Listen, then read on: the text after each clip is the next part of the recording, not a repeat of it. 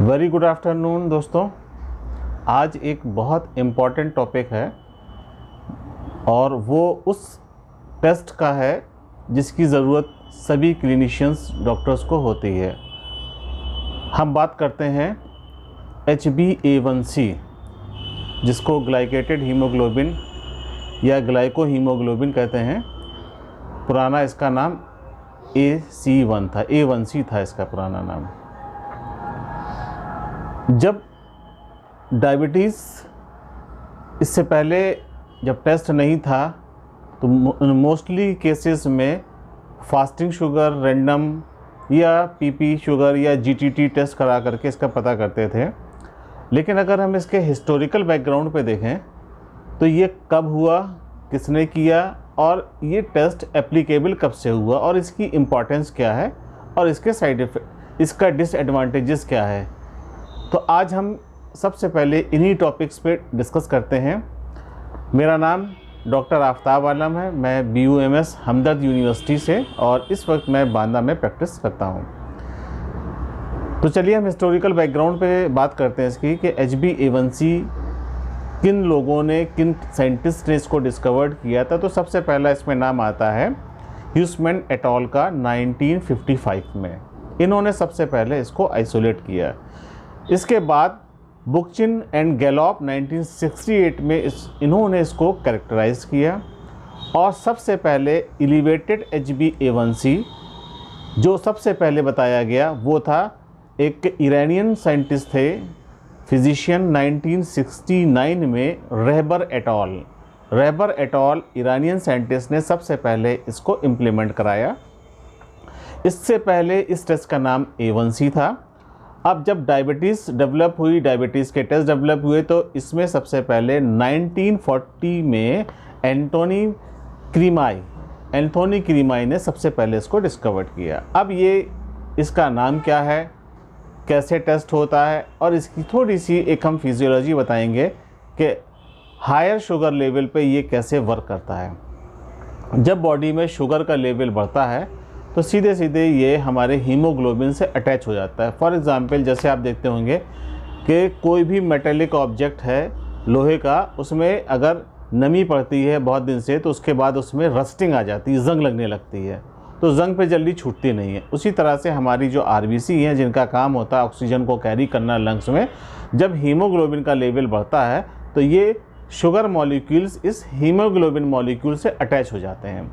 जब अटैच होते हैं तो ये उससे बाइंड कर जाते हैं। इस पूरे प्रोसेस को ग्लाइकेटेड हीमोग्लोबिन, ग्लाइको हीमोग्लोबिन कहते हैं। ये केमिकली जो लिंक्ड होता है शुगर से, या इसको हम ग्लूकोज, जो शुगर होती है वो ग्लूकोज है, फ्रक्टोज और गैलेक्टोज होते हैं।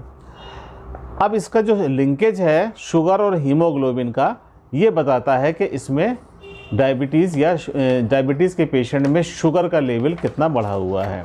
अब ये है HbA1c टेस्ट क्या होता है। तो सिंपल है, ग्लाइकेटेड हीमोग्लोबिन है, इसकी हम टेस्ट कराते हैं। टेस्ट कराने के बाद जो रिज़ल्ट आता है फिर उसमें डॉक्टर जो है डिस्कस करते हैं।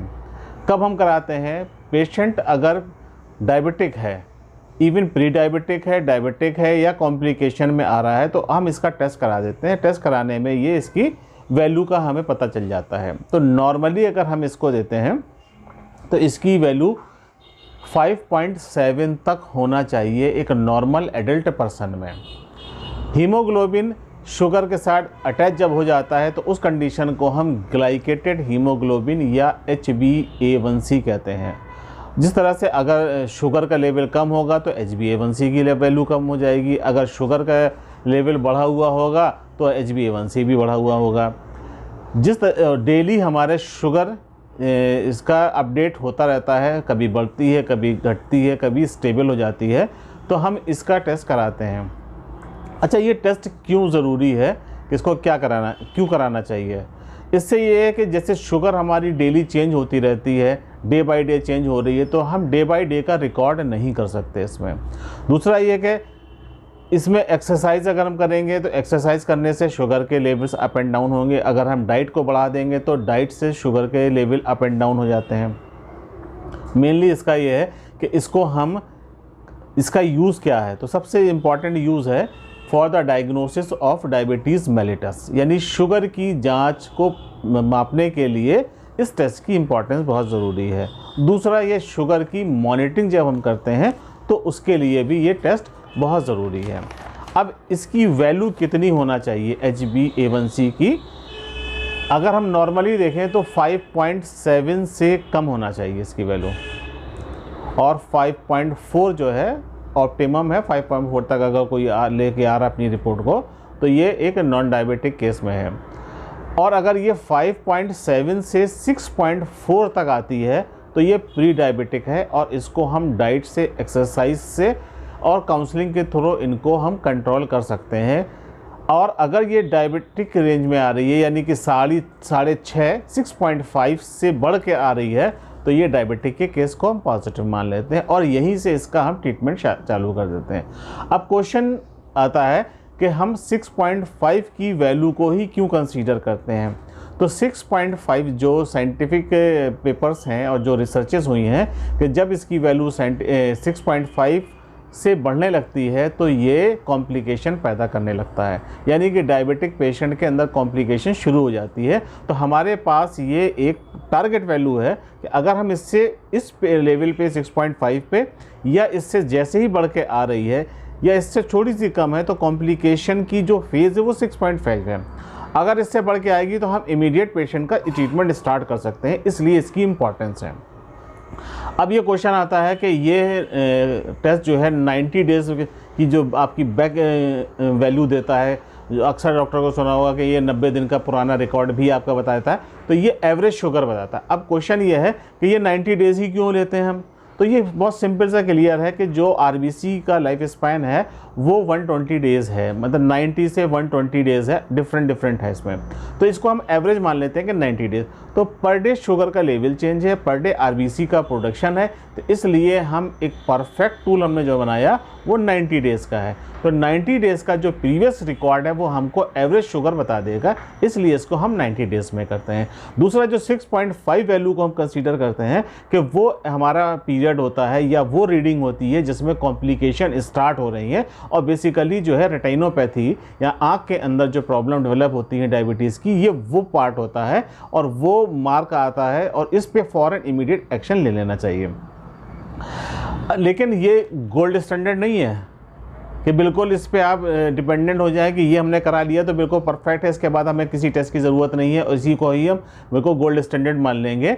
हाँ, ये अगर कोई इंसुलिन पेशेंट है, इंसुलिन ले रहे हैं कंटिन्यू, तो अगर वो हाइपोग्लाइसेमिक कंडीशन में जाते हैं तो इसकी इम्पॉर्टेंस और इसकी वैल्यू में डिफरेंस आ जाएगा। तो इसको कभी भी इंसुलिन के पेशेंट पे आप इसको गोल्ड स्टैंडर्ड टेस्ट ना माने, क्योंकि उनकी अगर वो इंसुलिन पे है और हम कितनी बार इसको नापेंगे, अगर नॉर्मली हम देखेंगे तो वो हमारी वैल्यूज़ में डिफरेंस आने लगेगा।